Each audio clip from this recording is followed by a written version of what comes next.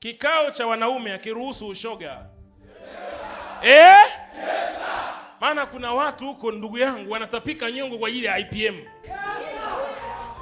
Wanataka turuhusu ushoga. Turuhusu.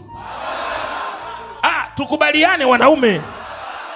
Hiki ni kikao cha wanaume, tukubaliane. Tunakubaliana. Maana wananishambulia huko.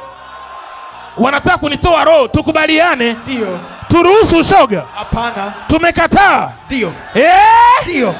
Hebu sema kikao cha wanaume kinasema. Kikao cha wanaume kinasema. Hakuna ushoga. Hakuna ushoga. Sio Tanzania tu. Sio Tanzania. Afrika nzima. Afrika nzima. Tuseme amen.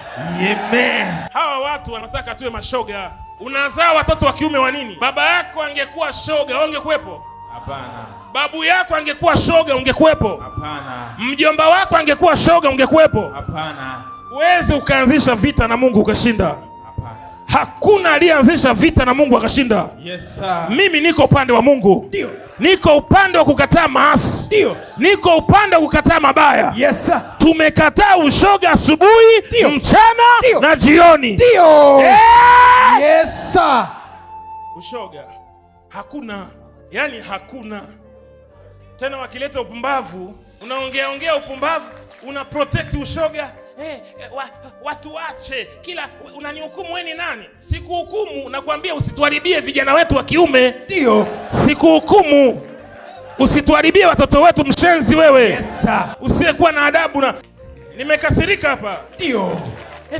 Mimi na maisha sisi tuna maisha yetu, tusiingiliwe. Tuna maisha yetu. Wanathaminiwa ili wanunue vigari hivyo, wapange kwenye apartment hivyo, ili watoto wetu wafanyaje? Waone kwamba kumbe ukiwa shoga unakuwa na maisha, ukiwa shoga unapata sponsor.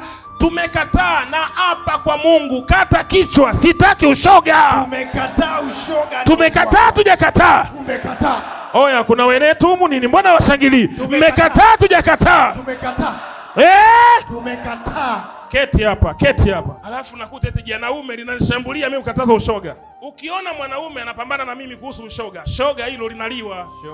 Linabongoa hivi. Linatoa mzigo.